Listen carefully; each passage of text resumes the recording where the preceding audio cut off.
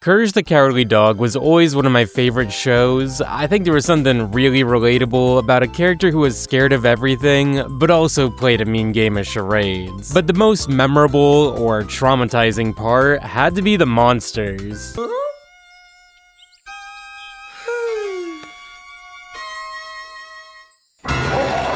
Yeah, that entire scene was removed from multiple continents, so if you've never seen that before, welcome. My favorite monster might just be King Ramses, a pharaoh who just stands outside the farmhouse telling Eustace to return the slab. Like, I doubt he knows this, but him just standing there menacingly is the scariest thing he could ever do. Like, I'd cry. I'd just cry if I saw that. Like, now I don't even want to refill my cup of water. So now that I'm stuck in my room, why not classify and categorize all the monsters from Courage? We're gonna be rounding them up through a series of categories with a bunch of lore and trivia you can swag on your friends with, and I'll be putting together my tier list of what monsters I'd want to see the least while getting a glass of water at night myself. Just about all the monsters are drawn as inscription cards, cause me and my friends really like inscription. So yeah, it's a fun time. Let's get started. So the first category to classify some of these monsters under would be devious thieves. This includes monsters like Big Toe, this mobster foot fungus, these fungus gangsters, or gangster, I don't know if they're just one entity.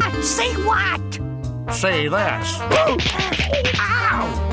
Were birthed from Eustace's foot fungus as a giant purple foot who hold Muriel hostage, forcing Courage to rob a bank, rob a train, knock over Florida. Courage has a computer in the attic that people nowadays often compare to ChatGPT, and I won't lie, some of the ways Courage uses this computer are kinda AI-like. Like, there's this one episode where he vents to the computer as like a personal therapist, and then the computer calls him a snowflake. I'm not making that up, you can see for yourself. Getting chased by a she-demon underwater got you rattled, snowflake. Show creator John Dilworth says in an interview with Rebel Taxi, the inspiration behind the computer is the computer from 2001: A Space Odyssey, and encourage the computer's role is really creative. It can point Courage in the right direction, or just solve the mystery itself. Like here he tells Courage the cure for his fungus is dog spit, and you'd think Courage would just spit on that thing, but nah, he licks him to death. Not what I would have done, but hey, it's effective, I guess. Then Courage rinses his mouth and spits the mouthwash on the wooden floorboards, which is probably the biggest crime of this whole episode, if not the whole series. In terms of running into a giant foot while getting a glass of water, that would be pretty horrifying. Like, I've been pretty fortunate so far to not bump into Aoni when getting a glass of water, so seeing a big purple foot might just kill me on the spot. But on the other hand, I'd like to think I could outrun a foot, so he's gonna go in the top of B. LeQuack is also an iconic thief, specializing in different forms of hypnosis to steal Muriel and Eustace's valuables. He disguises as an amnesia specialist after a plank of wood hits Muriel in the head, and Eustace convinces her she's his slave. Muriel. Eustace.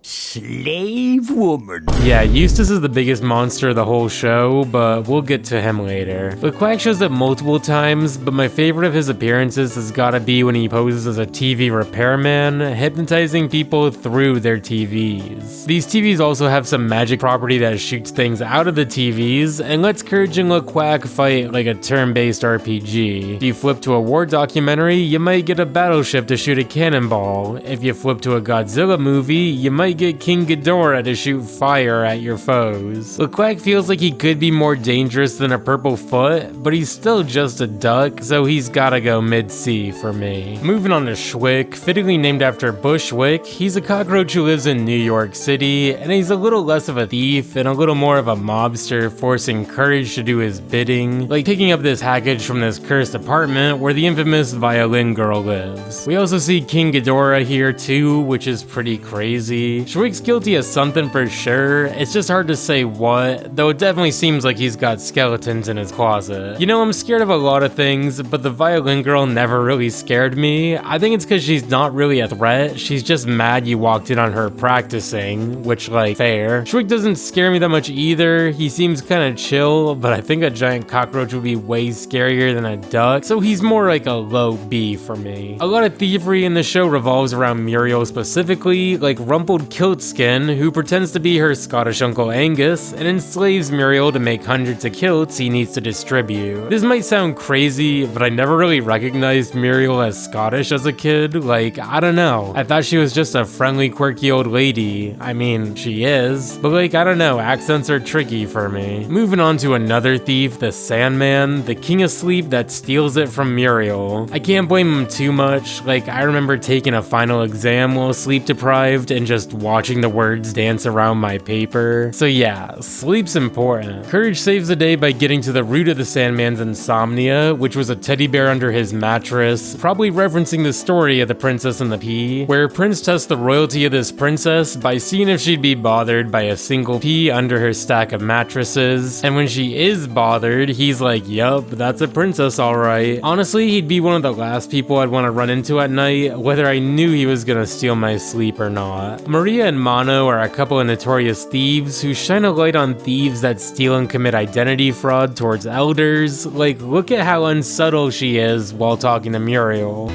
In what clever hiding place do you keep valuables such as driver's license, birth certificate, deed to the family farm? Well, Maria even goes as far as asking Muriel her beauty secrets, ending up looking nearly identical, which I find way funnier than I probably should. Like, they just sit on the couch laughing at each other. It's so dumb and so funny. Her partner in crime, Mono, is just a hand. You know, his name is actually the Spanish word for hand. And when he steals Muriel's glasses, we get this iconic line. You know I can't hear you without my glasses, Courage. I'm not that scared of Maria, but Mono would definitely scare me a bit, so I guess I gotta put them in like the C tier, you know. The Librarian is a villain who turns Muriel and Eustace into a pixie and a prickle pirate when Courage forgets to return his library book. And in the year 2025, I'm way more scared of the crippling debt she puts Courage into more than getting turned into a magical creature from an overdue book. Also, if I don't return a book on like how to be a billionaire, is she gonna turn me into one? Cause you know, I could return the book after that with that kind of money. Low D. The Librarian isn't the only geriatric thief, as we also have Elisa and Eliza Stitch, who have lived for thousands of years by trapping souls in their magical quilt. They try to trap Muriel by enticing her to join this quilt club, but in order to do so, they really have to break Muriel down, rejecting her multiple times, each time asking her how badly she wants to join the club. It's only when Muriel quilts an entire football field that she's finally accepted to the club, and Courage then has to go save her. And I just realized Quilt Club is like Cult Club. I see what you did there. I'd be pretty dang scared if an old lady with two heads popped out of my kitchen at night. No offense if you have two heads, it would just catch me by surprise. Let alone being trapped in a quilt for all of eternity. The last two thieves in this category belong to a bit of a broader, more vague category that I wanted to talk about as respectfully as I can. That being characters with some sort of disability or mental illness. The fear of the unknown is a staple of the horror genre, and mental illnesses are used in a number of ways to shine light on marginalized groups and to blend the lines of fiction and reality within film. There's a really good article I've linked that discusses the positive and negative representations of mental health in horror, and how the genre as a whole is a bit more empathetic nowadays. In Courage, we have this thief Hazel, who likely has some form of dementia, believing the Courage crew is his family, Uncle Twinkletoes, Aunt Mashed Potatoes, and Nigel. He drags them along on his heist to steal Lincoln's head from Mount Rushmore, and then Courage saves them, and they all say, hey, let's stop stealing now. It actually has a happy ending with Basil finding his calling as an electric eel massage therapist, and also the farmhouse is now on top of Mount Rushmore. That's not really happy, I guess, but I feel like if I left that out, some people would be randomly mad at me. Basil seems pretty chill. I'd be scared of a thief entering the home, but honestly, a plain old thief is probably one of the best things you could run into in the Courage universe. I feel like I have to put a home invader in like the dead middle of this list. The final devious thief is Freaky Fred, who's actually Muriel's nephew. He's one of the least malicious villains in the show, like he just loves to shave stuff. He's kinda like if Sweeney Todd and Dr. Seuss had a nephew.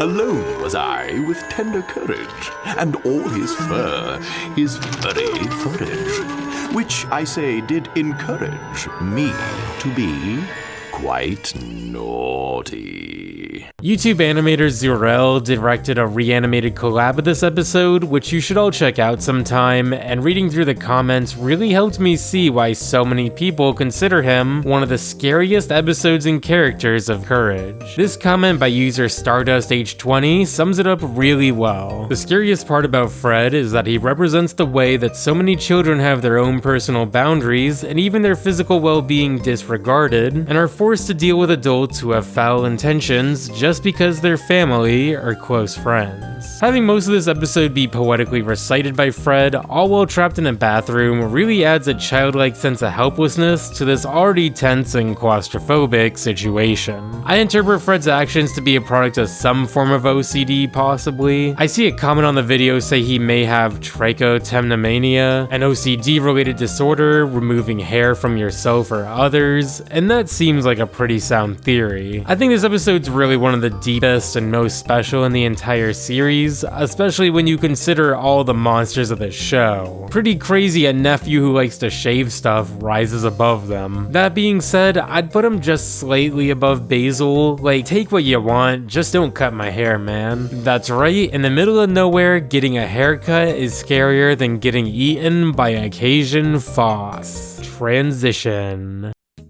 Starting off our next category of hungry hijackers, some are a little more evil, and some are really just participants in the circle of life where it's eat or be eaten. The Cajun Fox is a classic villain of Courage, despite not appearing very often. He's like this charmingly simple fox who just wants to eat Muriel, and just so happens to be making Cajun granny stew. I guess he's technically using this recipe to win first prize for this stew, so he can actually be seen as the transition between thievery and hunger. Really one of the most fun episodes of the whole show. It plays out like an episode of Tom and Jerry or Looney Tunes, paying homage with a lot of gags and cartoon violence, while still being just creepy enough to give it that Courage feel. I feel like he's gotta be in the C tier of scariness, cause like a fox walking around the kitchen would be scary, but I don't know, if he can make a vegetarian granny stew, I wouldn't kick him out. I'm not a vegetarian, I just don't eat granny. The weremole is like a rabid mole creature who bites Muriel's hand and makes her look like a Guilty Gear character. That is bullshit blazing, still my heart is blazing. She looks like you could spam one button with her and get top 8 at Evo. Like, look at this bear claw thing, it's a sick design. Courage also has a very real and relatable reaction to Muriel's werewolf mannerisms.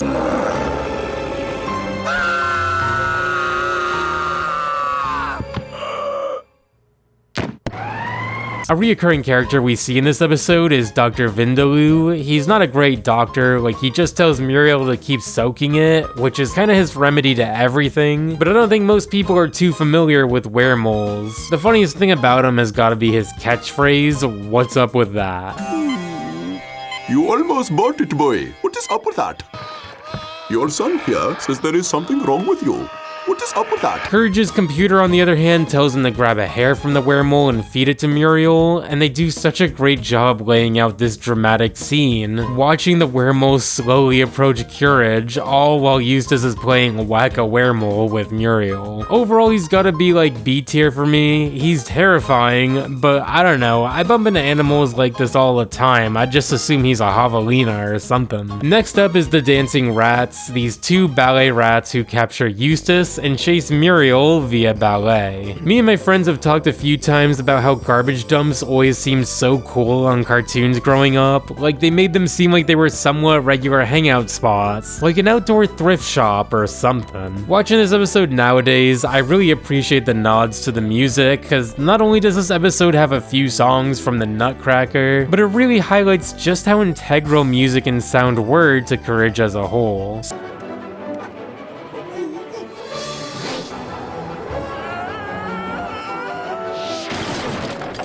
So many scenes are made so much more tense by this music and sound design, and the show often feels like it's directed through music first and visuals second. Courage also wields this Nutcracker figure as a kind of weapon and tool, as a nod to the music here, which is really fun and creative. I feel like the creepiest part about these rats is that they chase them while doing ballet, but like if I saw them in my kitchen doing this, I feel like it would be one of the least scary things on the list. Like it'd actually be kinda chill. hell, I'd maybe give them some cheese or something. Another hungry animal in Courage is King Kong. After a meteor hits nowhere and sends the Courage crew to the year 3001, they live among these banana people in the Banana Republic, with the King Banana promising to guide all his citizens to Banana Hala. In the end, they reveal this ruler is actually this giant gorilla who's been eating his followers, so the episode kind of turns into a religious / cult horror. I'll admit, I'm pretty scared of most primates. Like, maybe one of my biggest fears would be having a chimp be mad at me, because I prefer my face attached to my head, so they gotta go relatively high on the list. Benton Terratella, a queer parody of Quentin Tarantino, is a film director who uses Muriel and Eustace as stars of his film. We learn this is a ploy to resurrect his faux zombie partner, Errol von Valkheim, who parodies Erich von Stroheim, a visionary director of the early 20th century. Not a lot of characters are explicitly mentioned to have killed others, but they're on an exclusive list of characters with confirmed kill counts, at least according to this news article where they've slain at least a dozen people. They return in the season 3 episode Angry Nasty People, where Eustace and Muriel remember him, but either forget or don't care he tried to eat them before. He convinces them to act as angry nasty people for his new reality show, including Eustace hitting a kid with the ketchup and mustard of extreme agony.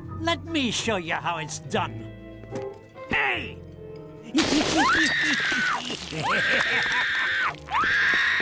This could be a commentary on the state of television around the turn of the century, as this episode was produced in late 2001, right on the heels of huge reality TV shows like Survivor, Big Brother, and The Amazing Race. I guess it's debatable how cruel these shows were, or how much influence they had on this, but seeing Eustace rise to fame and power by leaning into this nastiness is pretty creepy. Benton's scary, so I'm gonna put him in high C, which doesn't sound like it's too high, but have you seen the rest of these monsters? Like, one of the scariest to me, who's also a monster who lures in prey to eat, is the Puddle Queen. The Puddle Queen's a siren who lures Eustace into her underwater lair, where we see the skeletons of her past victims, so we know right away she means business. The episode has really ingenious world building, like she resides underground with the portals back to land being wherever there's water, like a puddle from the rain the night before. Seeing this puddle dry up as Courage swims towards it with the threat of being eaten or drowning evokes so many primal fears. Not even mentioning that she reveals her true form here. The only reason Courage escapes is from Muriel's tears that her husband has gone missing. Like, man, this episode's heavy. One of my favorite episodes of the whole show, and a perfect balance of creepy and funny with a great pace and changes of scenery. Always made me think twice about puddles. A siren sings songs in order to possess her victims. This next category of monsters all thrive on some form of possession. Some possess for self-preservation, like a mattress demon that possesses Muriel, and this episode has arguably the most terrifying visual in the entire show, that being a POV shot of Eustace crawling into bed towards you. Velvet Vic's a musician who's trapped inside of a cursed record, only to be freed when the record's played by Eustace. Vic trades places with Muriel and smashes the record, and when Courage tries to put the pieces back together and free Muriel, we actually get a pretty crazy scene.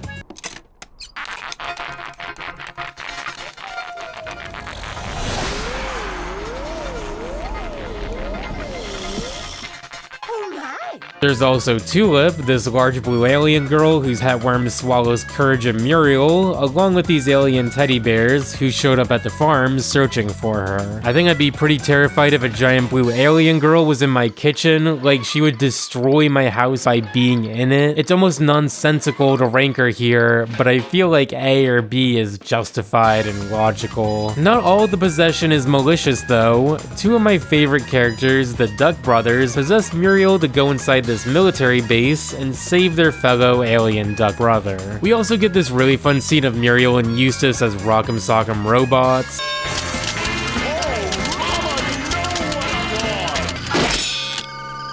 Oh, you know what you're doing, eh? I'm pretty fearful of aliens. I know it's a bit irrational, but it's not like I'm losing sleep over them, but I'm just like, if aliens came to Earth, what could they possibly desire? I feel like Jimmy Neutron's depiction of aliens kind of hit the nail on the head for me. If aliens are advanced enough to come to Earth, they'd probably have little need for us and would probably just force us to be on a game show or something. That's right, the biggest threat to humans might just be alien Mr. Beast.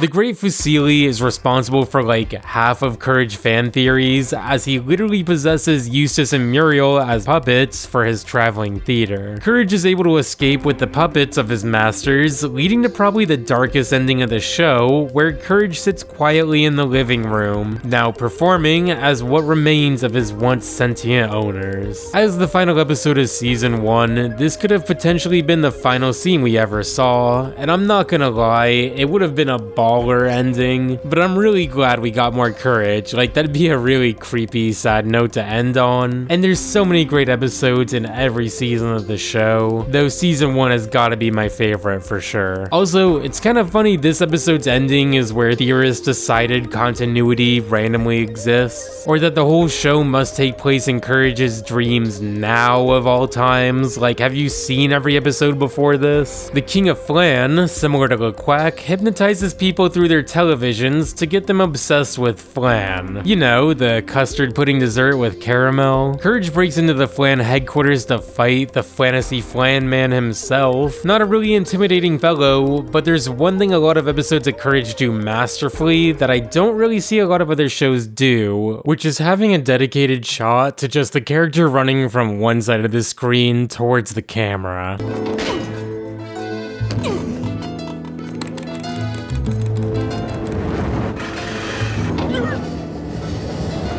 Me and my friends used to always make jokes like, imagine this character running at you, and I feel like this inspired a lot of that. This is how those people in the theater must have felt when the train was approaching them. Can you imagine getting a glass of water at night and seeing a ball of Flan Man rolling at you menacingly? Still low on my list, but he'd be way lower without this little bit. Big Bayou is a big red snake who uses his magic to enslave these slugs and force them to make stuffed statues in his likeness from his shed skin. Alright, that's kinda cool. He kinda won me over at the end. Like, it's his own skin. He also has this big book of black magic with a really creepy page inside where if you read between the lines of yadas, you'll see a message that reads, Bambi, you sweet thing, can you read this? If you could, why do you work at CN? I assume Bambi's the nickname of someone either on this cast or on another show at Cartoon Network, but it's really odd and ominous to me. I feel like it's not great to reveal all of my fears on the internet, but snakes are pretty scary to me, even the little cute slithery ones you'll find in a garden, though they are kinda cute. My sister also gave me a Webkinz when we were kids and it was the tiger snake one, and I named it Eddie, so like, I don't know, I can't hate too much. Most snakes I encounter are really dangerous, even without magic, so Big Bayou's a little above average. Chief Wiki Wiki isn't really a monster, and similar to King Kong, plays a bit into the spiritual and religious horror, with this tribe offering Muriel as a sacrifice for their volcano god, so the volcano doesn't destroy the entire island. We learn the volcano's actually being operated by this businessman, Otto, who wants to scare off the natives and turn this island into a tropical ski resort. Like, this is gentrification's final boss. I've only ever seen Chief Wiki Wiki on the Courage tier list, and I guess he was trying to kill Muriel here, albeit to save others. So he's gotta be like D tier for me. I think if I saw him while grabbing a glass of water, I just think it was Jinbei and get kinda hyped, I won't lie. King Buffo is in a similar boat as the king of these buffalo frogs who take over the farmhouse. I appreciate this episode delving into the subgenre of eco-horror, like in notable animal horror flicks like The Birds or Jaws, or most accurately here, Frogs. Frogs is a very poorly received movie by critics and audience alike, like, but I think it's a cool movie with a really unique premise, albeit a bit stale at times. If the premise intrigues you, you probably won't regret watching it. The possession with the most mysterious motive would have to take place in Season 2, Episode 5B, Mission to the Sun, in which the Courage crew gets sent off to space to go fix the sun. If you're wondering why they would get sent to do this as opposed to trained astronauts, the Courage crew was offered a timeshare if they went on a trip, and it makes about as much sense as fixing the sun by replacing a light bulb on it, but I genuinely love how nonsensical the show can be at times. Like, not only is it funny, but it really lets a lot of scenes move at a nice pace, which is just as important as making sense sometimes. The mysteries of this episode lie more with this alien, Mustafa al-Bacterius, who tries to stop the Courage crew's mission by possessing Muriel, and his reasoning is that he wants to protect space from Earth's intervention, even saying if the sun fizzles out, then let it. I'm so curious what this little guy's backstory is. Like, is he trying to stop them on behalf of a space government or council? Is he some rogue terrorist who wants the sun to go out? Or like, does he really just hate Earth and humans and wants them to stay put? Really cool concept for a character, could be its own movie, really. While I'm scared of aliens, he's a bit too bacteria-like for me, so he's going more high B. I think my reaction to him really depends when I would see him, cause like 6 AM to 6 PM, I'd probably see this little dude and laugh. But if I saw him from like 6 PM to 6 AM, I'd probably never sleep another day in my life. And for the sake of consistency, I'm kinda assuming anything I encounter while getting a glass of water takes place at like 3 AM, I don't know. Our last possession-placed monster is Mondo, this suave magician who poofs Eustace into the TV and turns Muriel into his monster bride. Really one of the most unsettling episodes in this way. Mondo doesn't even try to run or anything after transforming Muriel. They just kinda chill on the bulkhead and the couch, just waiting for the clock to strike midnight and Muriel's form to be taken forever. Kinda like what I said about King Ramses earlier, monsters in this show seem way scarier when they just stand around sometimes. Definitely one of the scarier designs I could imagine coming across in my journey for a glass of water, so he's gotta be in like B tier for me. Mondo makes a great segue into the next genre of villains in this list, that being romantic rogues. Love and romance can be broken down into a kind of plain old romance, as well as a motherly love, which Mondo kinda does a bit of both of. Some of the monsters in the motherly love half are hardly monsters, like these raccoons who don't have a mother and steal Muriel, along with Eustace's TV and chair when they go camping in the woods. We also see a commercial on TV from Dai Long, the Chinese guy that people would often compare rice gum to in the late 2010s. Just in case this character looks oddly familiar to you for some reason, you might have seen him from that. I know very little about rice gum, and while I feel these comparisons are a bit prejudiced and malicious, I don't think a lot of people knew Dai Long was like the world's first influencer. Probably just a coincidence, but this clip is so funny, it's like a prophecy. When I came to this country 3 weeks ago, I only had a nickel. Now, I own 3 apartment buildings and a fleet of limousines. Stupid millionaires!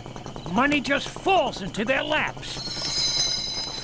These raccoons really pulled up with RPGs and brass knuckles, but I'm still less scared of a little trash panda than the vast majority of these monsters. Also, this episode has a cute little ending with the raccoons forcing Eustace to be their parent in this man cave they put together, which seems like Eustace would love something like this, but you know, you gotta keep him miserable, cause if he has a happy ending, it'd kinda feel like we all lost. Like, this man does not deserve happiness. The Storm Goddess is just a goddess who casually shows up to the farm looking for her lost dog, who kinda looks like Courage. Kinda crazy that she just gives up on her dog and wants to take Courage instead. This episode looks super cool, like we see all these wind and rain effects that look gorgeous here. And as an episode in late season 3, we can really see Courage has become arguably a pinnacle of 2D animation on TV. You have these vast open landscapes, often appearing to be just photographs or at least highly texture-enhanced pictures, juxtaposed with a big pink dog on them. This vibrant digital character on these duller, more realistic backgrounds always made Courage pop, and yet it feels like he fits right in. I really have no eloquent way to describe why it works, just that it does. I don't think I'd be too scared of this goddess popping out of my kitchen, but I can't think of anything worse than someone trying to take my dog away, so she's gotta go somewhere in the middle of the list. There's a hard drive virus who steals Muriel to help fix the motherboard, because she's a mother, and I watched this episode right after taking apart my own PC, and while motherboard is a hilarious pun, I'm pretty jaded, not just because of my computer issues, but the fact that we saw the word motherboard get shortened to MOBO, like that's just nasty. MOBO, that's like moist. One of the most annoying characters in the whole show is the duckling, who embodies the really annoying cartoon trope of a character showing up, acting out, and crying to feign innocence while no one believes the victim. I can only assume this duckling is the offspring of Daffy Duck and Bendy from Foster's Home. Truly a terror beyond comprehension. I'm not scared at all of this duckling. If anything, I'm more scared of being annoyed than I am of any danger, so he's pretty low. Now, we actually do have a bird on the other side of romance, that being the goose god, who's absolutely in love with Muriel, and not in a very motherly way. I kinda assume this character is a reference to Zeus, alluding to the Greek myth of Leda and the swan. In this story, Zeus takes the form of a swan, seducing the Spartan queen, and then she laid eggs, most notably to Helen, queen of Sparta and princess of Troy, at least according to some myths in my limited Greek mythology knowledge. I'm not gonna lie, a horny goose has gotta go in like B tier for me. Like, look at how many monsters I would rather encounter in the kitchen. This dude is creepy. Also, in the end, he flies away with his new lover, which is Eustace's truck, and there's really nothing I could say about this that wouldn't be distasteful or mean. And while I'd love to just move on, he's also in the season 3 episode Ride of the Valkyries, in which Muriel gets caught up in the war between the Valkyries and the trolls while they're vacationing in Norway. Muriel becomes part of the Valkyrie family as they search for the missing queen, who they learn has been secretly in love with the king of the trolls. The episode has some of the best voice acting and singing in the entire show, with this opera being considered one of series composer Jody Gray's 2 favorite episodes, the other being The Tower of Doctors of Lost, which we'll get to later. As an opera cartoon, this episode also seems to pay homage to What's Opera Doc, one of my favorite cartoons of all time, as we can clearly see being referenced like by this white horse that kind of looks like the stubby horse Bugs rides on there. I wouldn't be scared of having Valkyries in my kitchen. It would be an awesome thing, and if anything, I'd be the one in the kitchen equals D. Mona Lisa and the Thinker are 2 lovers who throw Muriel and Eustace into their respective spots in the Louvre while they go on a date. While one of the 28 casts of the Thinker is in Paris, you'd find it at the Musée Rodin, not the Louvre. But you also wouldn't find all these other paintings Courage has to chase these lovers through there either, and sometimes the truth shouldn't get in the way of a good story. One of my favorite episodes of Courage, while the plot of the stuff in a museum coming to life for characters entering paintings has been done before, Courage does this in a really fun, unique way, popping up in funny spots like behind the counter, the diner, and the Edward Hopper painting Nighthawks. Changing the composition of this piece is such interesting storytelling, whereas the original painting's focal point is the isolation of this man at the counter, we now have the Thinker and Mona Lisa here. Really fun artistic gags all throughout, and they work so well with this art style that puts a bright pink dog on realistic, heavily textured backgrounds. In terms of scariness, it's the Mona Lisa, so it's going in F tier. Like, I guess if this was hanging in the kitchen when I went to get some water, it would surprise me. I'd have questions, but I can't think of anything that would startle me less in the middle of the night than a framed portrait. Some of you may be thinking this episode feels like Night at the Museum before the movie came out, but I bet a lot of you didn't know it was a book before a movie, so yeah, you can go ahead and like the video now if you just learned that. Thanks. This isn't the only episode of Courage to feel a lot like a movie released a few years later, as the season 4 episode House Calls has a pretty similar premise to one of my favorite movies ever, Monster House. Here, the monster house in question is in love with the owner, Dr. Gerhardt, who gets the Bag family farmhouse to walk over and now be his neighbor. The house gets really jealous and tries to destroy the farm home,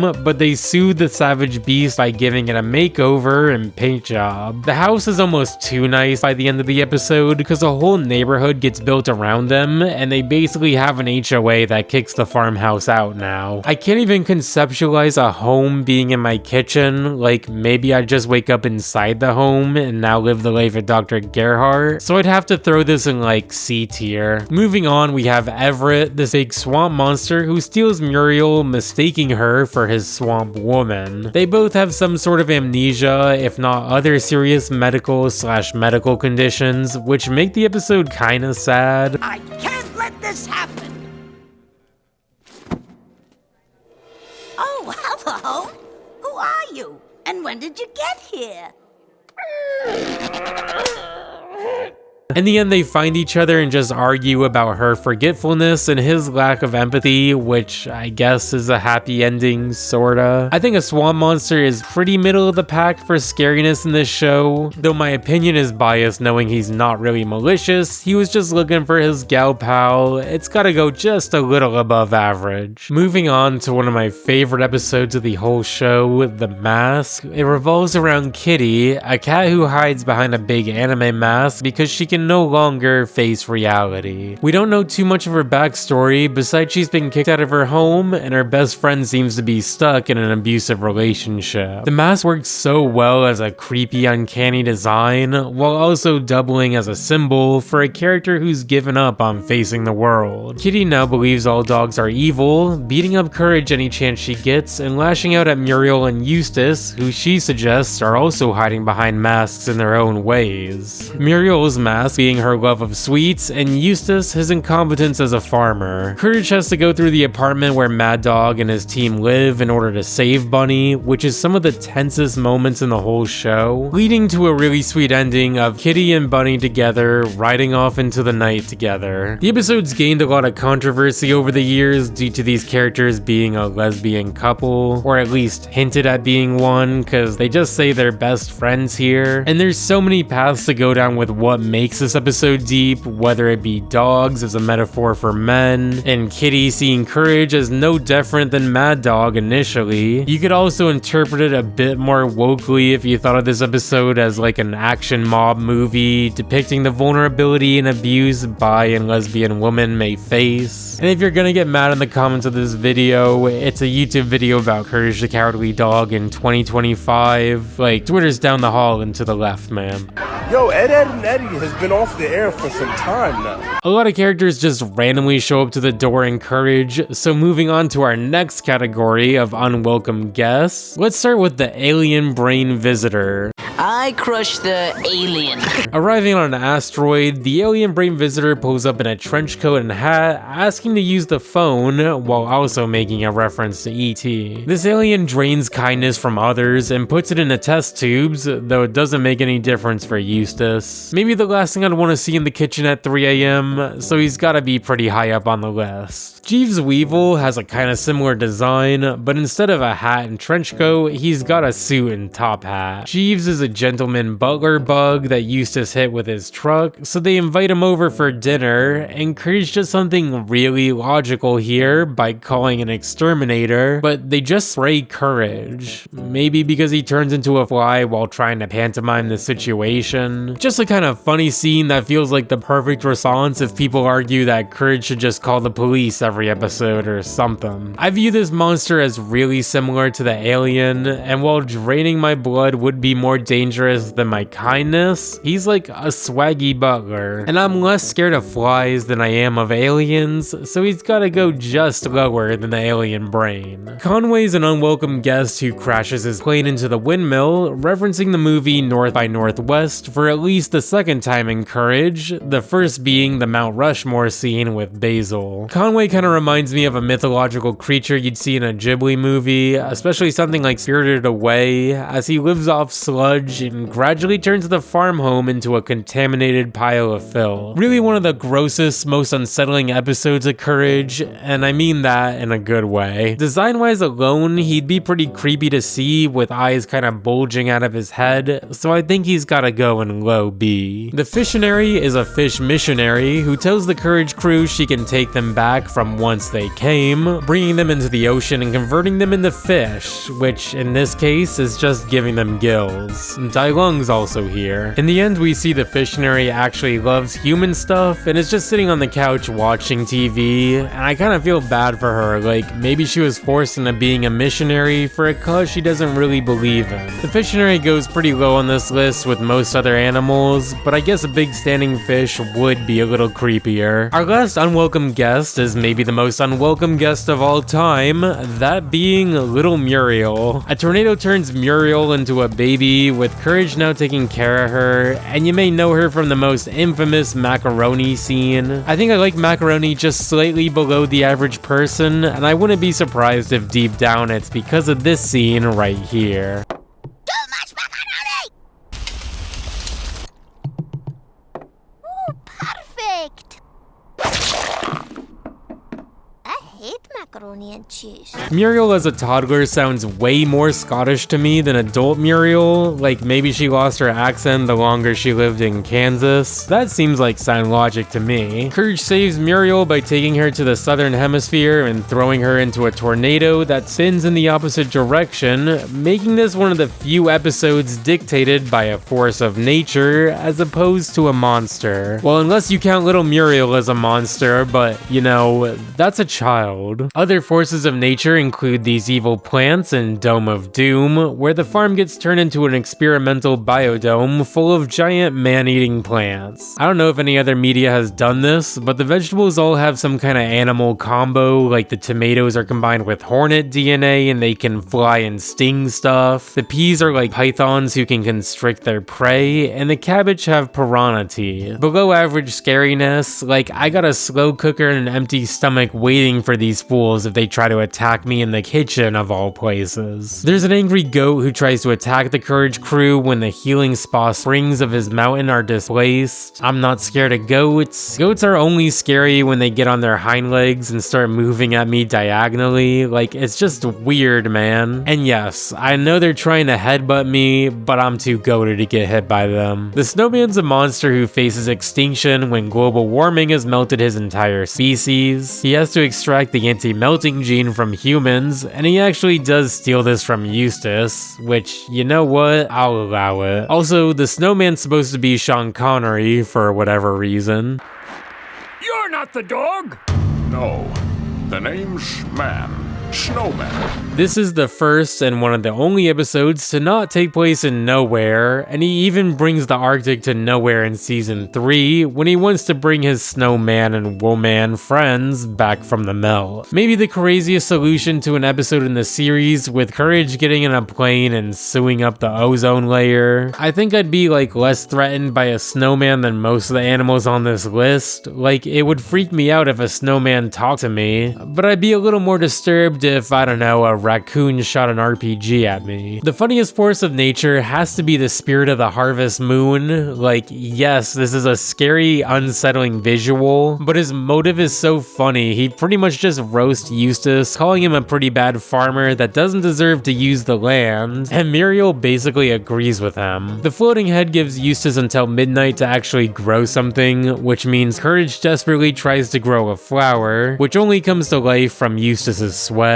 So maybe Eustace does have a little bit of a green thumb, and maybe the soil actually is kind of bad, but this really is one of the most interesting villains and concepts in the show. I would pass out if I saw this IRL, so he's an easy A tier for me. The only reason he's not higher up is because he really didn't have much malice. Another force of nature without malicious intent is the magic tree of nowhere, a magical tree that grants wishes. Eustace has a personal vendetta against the tree, trying to destroy it throughout the episode, and while Courage does his best to defend the tree, in the end we learn the cure for Muriel's big head is to mix the flowers from the tree's branches with honey. A bittersweet ending for this benevolent tree who now remains as a flower on its stump, very clearly an homage to the Giving Tree, a story about a tree who gives her entire livelihood for this boy, giving him her apples and branches until she's just a stump, finding solace when this now old man needs just a quiet place to sit and rest. It's such a sweet story I've read at so many different times in my life, each time with a whole new meaning to me. And while the events of this story don't really mirror the book,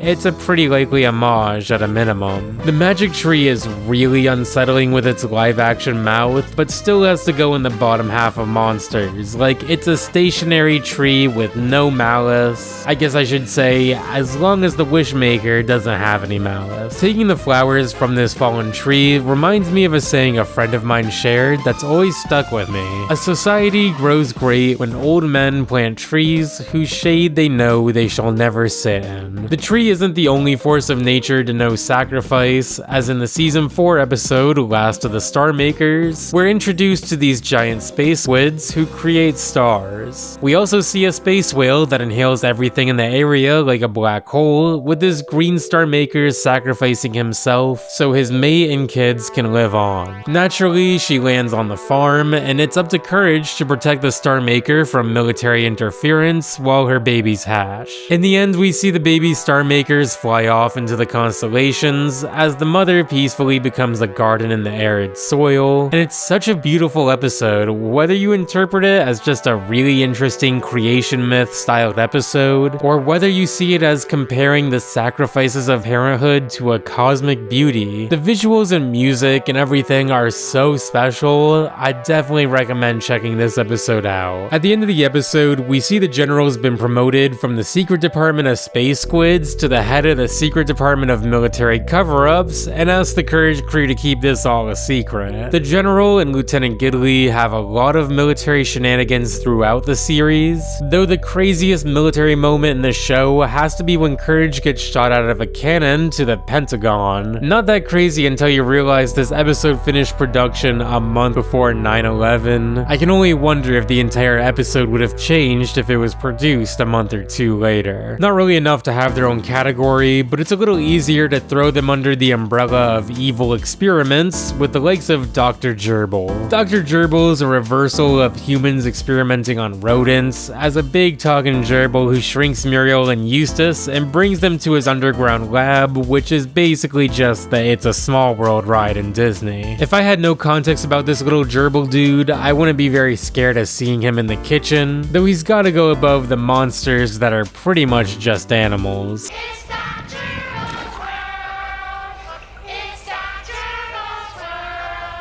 There's also Captain Lazo, likely named after Adult Swim president Mike Lazo, who has a really interesting and controversial history with Cartoon Network I'd love to talk about more someday. This episode, Courageous Cure, is a bit boring, has a cool atmosphere, but these are the least scary aliens on the list. The last monster for the military shenanigans and evil experiments is Bobby Ganoush, part of this militaristic eggplant team who seeks revenge on Muriel for eating their fellow comrades.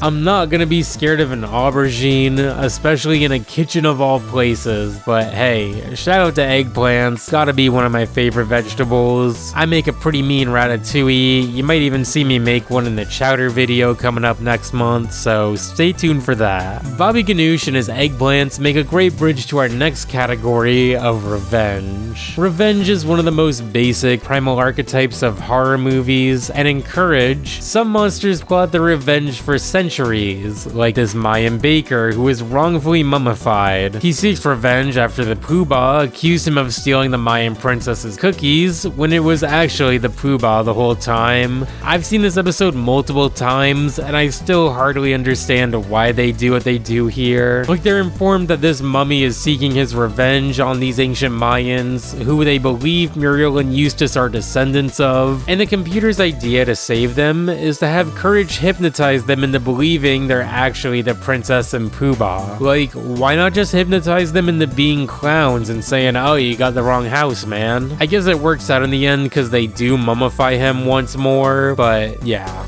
Return the slab. We'll get to you later. Another vengeful spirit of the past is the McPherson Phantom, a spirit who drives a stake between Eustace and Muriel's marriage. Things get so bad, Eustace's ma comes over as a marriage counselor, and then Courage takes a test online to instantly become a therapist himself. We learn the ghost is targeting Muriel because she believes her great aunt killed her husband, but in Courage's therapy session with Ma, she actually reveals it was her great aunt who committed this murder, and then the ghost chases off Ma instead. I don't know why this aunt is so jaded against great nieces specifically, like that's also a relative of Eustace, but I guess I'm relatively safe from this spirit. Love the design, kinda reminds me of the Nightmare Before Christmas, and a bit of the Gen 1 ghost sprite when you walked into the tower in Lavender Town. I think the most interesting part of this episode is acknowledging the generational trauma passed down from Ma to Eustace. Cause for as evil and nearly irredeemable as Eustace is, whenever he goes to his Ma's house, he's treated so poorly. I view his treatment of Courage as a way for him to gain any kind of power or control or some kind of trauma response. Stupid boy. Stupid dog. Trauma can't be summarized that easily and linearly, but there's also an episode where Eustace gets cursed by Shirley, this fortune-telling chihuahua, who seeks her revenge on him for slamming the door on her and ruining all the food she begged Muriel and Courage for. She summons a personal rain cloud over Eustace's head until he can find generosity and see himself the way he really is, whatever that means. When Courage brings Eustace a big mirror given to him by Shirley, we see it break, and Eustace envisions Courage as a sniffling child version of himself. It's sad, it's heartwarming, it's weird, and for maybe the only time in the entire series, Eustace is empathetic, giving the boy version of himself his hat. It was such a nice choice to have this mirror break, and to show Eustace actually healing his inner trauma-ridden child all on his own. And the fact that he's actually talking to Courage here maybe goes to show that Eustace's anger towards Courage is actually Eustace wrestling with his inner trauma. The rest of Eustace's family isn't much less cruel than Ma. Like, we have an episode dedicated to a sand whale who wants his accordion back that Eustace's father stole from him. The episode kind of plays out like Moby Dick but in a desert, and in the end we learn once again this is all the fault of Ma. Eustace seems to also live in the shadow of his older brother Horst, who we only really know as Eustace's late brother and a renowned explorer. We see Eustace is absolutely traumatized at times, like when Eustace tries to hunt this family of deer in the forest, and upon failing, goes into a state of psychosis, echoing his older brother's torment. I'm a deer. Useless the deer. Taking a side tangent to talk about more trauma, Courage goes through a really sad, realistic depiction of trauma in the first half of the series finale, Remembrance of Courage Past. Courage sees an ad for Lost Dogs on the back of a milk carton and totally freezes up, not reacting to anything, not even Eustace's scary mask. I always wondered what Courage's backstory was, like how he became an abandoned puppy, and honestly, I kinda wish I didn't know. It's that sad. Apparently this vet had an experiment to breed space dogs, sending them off in rockets to space, including Courage's parents, as we see through a series of flashbacks. They're drawn in a childlike style, which creates a similar ambiance to the Freaky Fred episode, kinda through a more childlike perspective, but with a pretty heavy subject matter. In the present, Courage has to relive this same trauma, being brought to the veterinarian's office, and having to fight the same crazy vet that took his parents away. He tries to throw Eustace and Muriel into a rocket for revealing his secret experiment, and Courage is able to fight him off and send him to space, where we actually see all the other dogs, including the Lost Dogs and Courage's parents. While I'd love to have seen them reunite, maybe this would have been called back to if there was ever a 5th season or something. Really interesting episode of Courage, I'd have to put in my top 10 episodes. A lot of interesting symbolism, like I've seen comments saying the rocket's kinda like how early rockets in the space race would put animals on them. Maybe that was the initial story behind Courage's parents, or maybe the rocket's a symbol for them dying and going up to heaven. Maybe there's a bigger commentary on the ethics of dog breeding. Regardless, the Cruel Vet is a really scary villain because he capitalizes on the vulnerability of leaving your pet with someone. So while a random veterinarian being in the kitchen would be less scary than a thief like Basil, for instance, if I knew his intentions were to hurt my dog, I feel like that raises him a lot higher. There's one more antagonist whose episode centers around trauma and revenge, that being Dr. Zalost in the season 2 finale, The Tower of Dr. Zalost. This is one of the only 22-minute episodes of Courage besides The Mask, and in his depression and jealousy, fires these unhappy cannonballs that cause all of Nowhere to become depressed. Not really too scary of a villain per se, like I'm more scared of his rat, probably because they do that thing where they show Courage run away and show the rat chasing him. Dr. Zalost and the rat have a bit of an uncomfortable relationship, like they play it off in a very realistic and depressing way, almost like they're an old married couple or something. You call this a hug? You're not even trying. If you can't give me a real hug, then get away from me. Get out!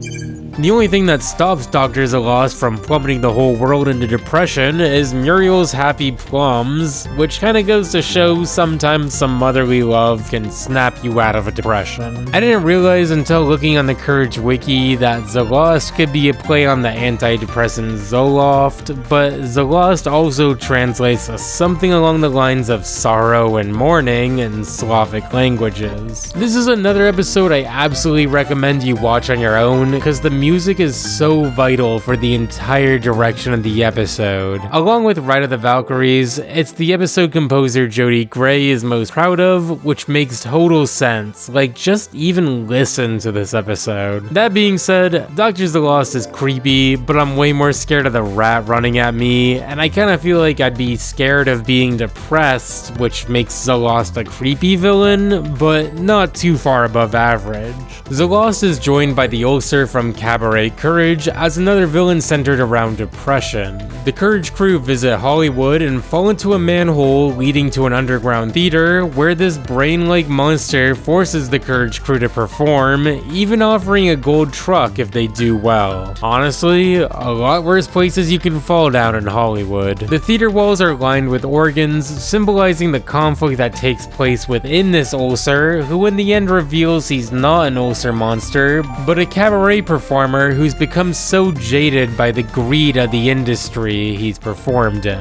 With this episode airing as part of the second to last episode of Courage ever, I can only wonder how much of this showman is John Dilworth speaking, and if he himself felt exhausted at the network or the production of Courage and the commodification of his art. This would make the symbolism of Courage himself getting the ulcer out of his emotional rut even deeper, possibly saying no matter how tough the world gets, Courage holds a special place in comfort, which would be super cool. Like we might just be watching a creator and his cartoon interact. The Windmill Vandals are probably the most random monsters in the entire show. They're a group of vandals, like the Germanic tribe that invaded ancient Rome, who helped revolutionize water wheels in Nowhere 250 years ago. The farmer who lived in the Bag farmhouse at this time relied on a windmill to harvest energy and defended himself from the Vandals' retaliation by carving magic symbols on the windmill. So when the windmill stops turning, we see the Vandals show up to exact their revenge, which is so funny. Like they want to kill two random farmers and a dog because of a windmill that was placed on their farm like hundreds of years ago. They're pretty terrifying, but also really cool, and I think their weapons and axes are also really cool, so that makes them a little less scary somehow. So I gotta put them in B tier. The Space Chicken saga rounds out the rest of the revenge category, starting all the way back to the pilot of Courage from What a Cartoon, the chicken from outer space. One day we'll take a look at all the What a Cartoon pilots, because some of them are really interesting to compare to the final show. Like this pilot pretty much has no dialogue and really goes to show the comedy and pace of Courage doesn't really need dialogue. In this plot, we have an alien chicken that shows up to the farm, taking out all the chickens and laying these red polka dotted eggs that turn Eustace into a giant alien chicken. Courage tries to stop the chicken, who shoots a ray gun that bounces off everything and turns this alien into a roasted chicken. Without seeing this pilot, the season 1 episode The Revenge of the Chicken from Outer Space doesn't make a whole lot of sense. Just an evil roasted chicken with a plunger who wants to decapitate everything, especially Courage. Arguably the funniest visual of the entire series, and we're introduced to him while Courage is getting a glass of water in the middle of the night. Like, that's crazy. The chicken even has the nerve to rewrite history in case you did catch the pilot, playing a slideshow that shows Courage shooting the chicken, not the chicken accidentally shooting himself. I'd actually say the roasted chicken with or without Eustace's head on him is much scarier than the regular chicken alien. And maybe the craziest part of this episode is that they recalled a character from the pilot just to end up killing him. Technically, the ray gun nor the rocket blast were Courage's fault, but in season 4 we actually get the son of the chicken from outer space. Whereas in this episode, the three-headed son of this evil chicken is commanded to avenge their dead father, but they're no match for Courage. They're actually like the easiest time Courage has ever had fighting a monster in the whole show. Courage ends up feeling bad for this son, or sons, I don't know what you'd call them, and offers to take pictures that would make it look like they killed Courage so they can go back home and be with their family in peace. Kind of a sweet conclusion to this trilogy, but man, Courage really is him. Like, he roasted and exploded a man, and then became friends with his sons even when they tried to kill him. There's some characters in Courage who are hard to categorize because they're just cruel and unusual. Although they kinda operate off revenge, they're just so unhinged they really have to be their own category. We have Mecha Courage, an invention by Dai Lung that just beats up Courage until it self-destructs, showing us the indomitable human spirit or something. I always hated how mean-spirited this episode was, just kinda brutalizing Courage, so I'm not gonna show it here. Cats is probably the most recognizable from this list, if not the whole show. This big red cat that specializes in the hospitality industry, whether that be running the cat's motel as a ploy to feed his pet spiders, or a submarine service he takes over and tries to crash into the bottom of the ocean to promote his own submarine line.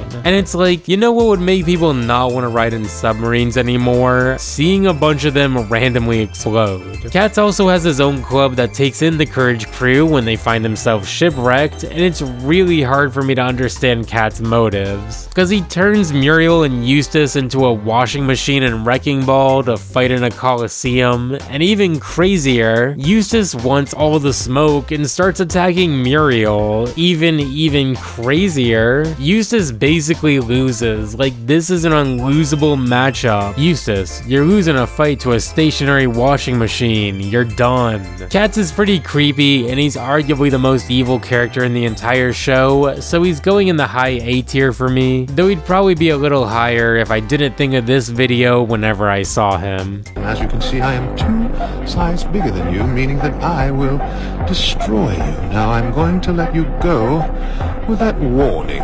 Put your hand down. That brings us to the biggest revenge in the entire series, an episode that cemented my hatred for Eustace as an absolutely irredeemable character. We gotta talk about the Ball of Revenge. I love this episode, but at the same time, I hate it. Like, Eustace makes me so mad. Eustace is frustrated and jealous of Courage, so he gathers the iconic villains throughout the show for a big all-star game of dodgeball to destroy Courage. That stupid dog will come to a rescue, and we'll have him right where we want him. This is one of those naughty men's clubs, isn't it?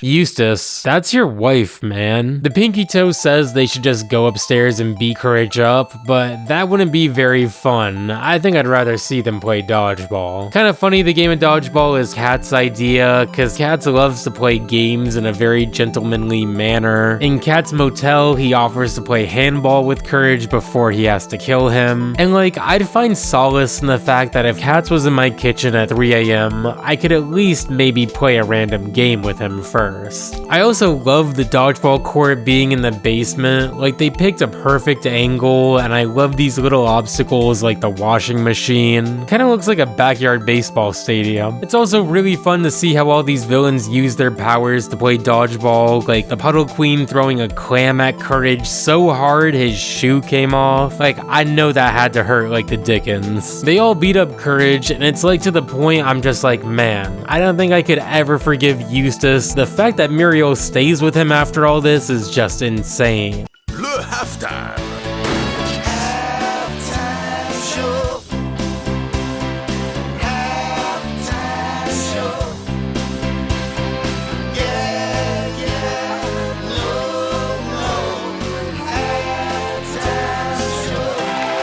They corner Courage, who screams so loud he brings the house down, and takes out all his opponents in one fell swoop. And like, I'll say it again, Courage is him, man. They brought the whole squad to his house, and he took them all on. Like, come on. With that being said, we've reached our last category of antagonist, that being the misunderstood monster. In this category, we have some really interesting premises, like in the shadow of Courage, we have the shadow of an evil old rich man who we basically watch die on screen. The shadow just tries to cause a little mischief to Courage and the others, telling them he's nothing like the man who cast his shadow and always wanted to be the shadow of a star. So Courage takes this literally and turns him into an actual star, which in a way is really similar to putting an unsettled spirit to rest. There's a lot of symbolism with this shadow, like he speaks to the deceased old man almost like a father he vows to not be like. And a lot of the misunderstood monsters here do have some kind of family pressure. Like, we already talked about the sons of the chicken from outer space, but there's also a beaver who wants to just play music, but is forced to work for his father's dam company that ends up flooding nowhere. Or Robot Randy, this giant alien robot who's pressured to enslave the earth, but he just wants to whittle little wooden reindeer. Carmen's a big red sea serpent who you may recognize from the TV in the season 1 theme song of Courage, but didn't make her appearance until the season 2 episode, Serpent of Evil River. This pirate Sharky forces the Courage crew to help him on his expedition to hunt this serpent, but when we find Carmen, we learn she just sings habanera from the opera Carmen, showing us she's not evil or some big catch, just a sea monster who likes to sing. The scariest part of this whole episode is when the pirate Sharky bites Courage to toughen him up as his first mate. Like, it's just scary and gross and violent.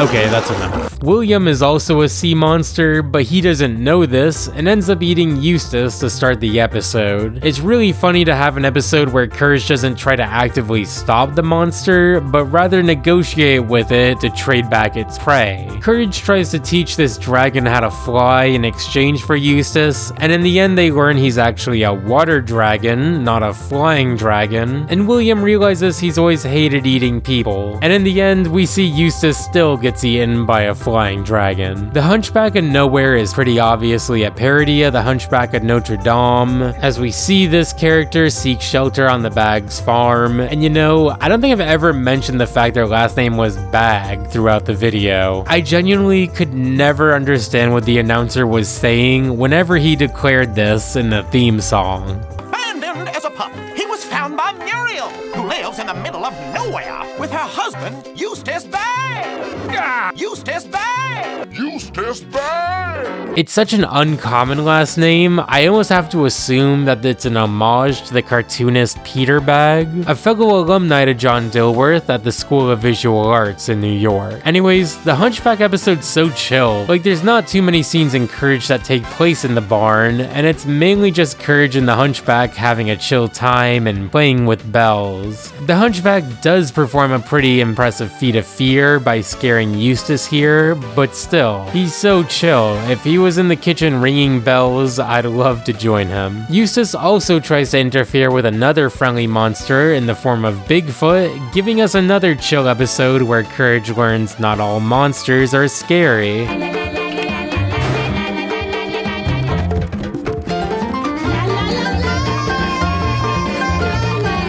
He has a fun time with Bigfoot until Eustace pulls up with an angry mob, and we learn Bigfoot is actually the lost son of a mother who's been searching for him all episode. This leads to my absolute favorite of the misunderstood monsters, maybe my favorite episode of the whole show, Night of the Scarecrow. In this episode, the Courage crew find a sentient scarecrow being attacked by crows. After Muriel helps him recover, he swears to protect her, but the only problem is the scarecrow can't scare anything. So the scarecrow goes full Alpha Sigma mode, and while I say that kinda jokingly, he does show up in army camo, and then he throws Muriel in the basement in order to ensure her protection. Kinda feels like it predicted some parts of the future in some weird ways. When Courage steals Muriel back, he does become really dangerous, chasing them with the hay baler, but when we see he still gets attacked by crows in the cornfield, he realizes he's really not built for this. Similar to a lot of the misunderstood monsters, we learn this monster's angst comes from being part of a long line of scarecrows, and by the end, Muriel and Courage help convince him that he can forge his own path in life, which he finds as a hay bale driver at the county fair. Really a sweet episode, and while most cartoons I can think of have an episode that follows the guidelines of a character trying to reciprocate a good deed, or being way too overprotective to the point of being annoying, this episode's just really sweet and funny, and has aged really well in terms of the Scarecrow putting on a destructive front of machoism in order to protect those that he loves. So we finally saved the best for last, King Ramses, starring in King Ramses' Curse. In this episode, we see a couple of thieves bury the stolen Egyptian tablet on the farm. Courage digs it up, and Eustace learns it's worth at least $1 million and wants to sell it no matter what. Even if that matter is a terrifying 3D pharaoh standing outside the house asking for the slab back. It's so funny that this pharaoh unleashes plagues upon the farm, and yet the scariest thing he does is just stand outside. Legitimately, I'd rather get attacked by locusts than have a creepy dude just stand there. It weirds me out, man. Probably the craziest fun fact of this entire video, which you can see in the Rebel Taxi interview with John Dilworth from like 10 years ago, is that King Ramses' animation style was inspired by Parappa the Rapper, being a CGI character who, despite this, was pretty flat, especially when he turned to the side. It definitely makes him really uncanny, and I think the majority of the top Courage monsters all benefit from an uncanny valley not being 2D animation. Well, except Freaky Fred, but I'd like to think people fear him more for his episode than him specifically. Hey everyone, I needed to hide something from this tier list until the very end of the video. Above the S tier of who I'd want to encounter at 3 AM the least, there's one more monster. Just see for yourself.